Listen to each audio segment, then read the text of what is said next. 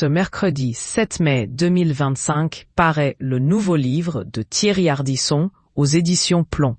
Dans L'Homme en noir, l'animateur le plus truculent de la télévision française se raconte comme jamais, peut-on lire en 4e de couverture de l'ouvrage où celui-ci s'imagine interviewer des personnalités qu'il a croisées dans sa vie alors qu'on vient de lui tirer dessus pendant l'enregistrement de Tout le monde en parle. S'il dit vouloir consacrer désormais l'essentiel de son temps à l'écriture, le pape des nuits du PAF célèbre le 30e anniversaire de l'un de ses plus célèbres talk-shows, Paris Dernière, ce soir sur Paris Première.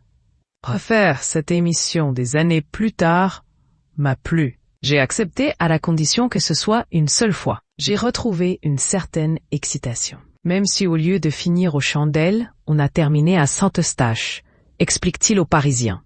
De 1995 à 2016, l'émission Paris Dernière fut présentée par Thierry Ardisson.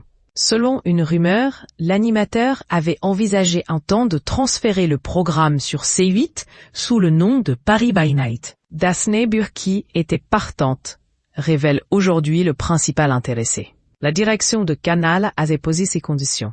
Si je voulais que l'émission revienne, il fallait que Cyril Hanouna la coproduise, qu'il touche 20% du tri d'une émission qui existait déjà avant le début de sa carrière, précise le compagnon d'Audrey Crespo-Mara, énonçant une tentative de racket d'une entreprise qui fonctionne avec un système mafieux. L'ex-star de C8 n'a pas encore répondu à cette attaque en règle. En octobre dernier, Thierry Ardisson étrillait déjà vivement Cyril Hanouna.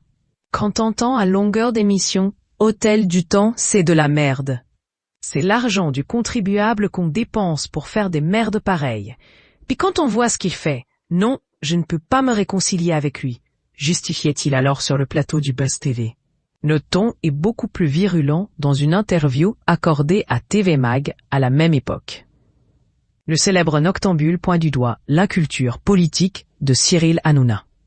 Il répète ce que son marionnettiste Bolloré lui demande de faire. Il fait éhontément la propagande du Rassemblement national. Il est radicalisé, pourfend Thierry Ardisson, remerciant au passage la décision de l'Arcom de ne pas renouveler la fréquence de C8.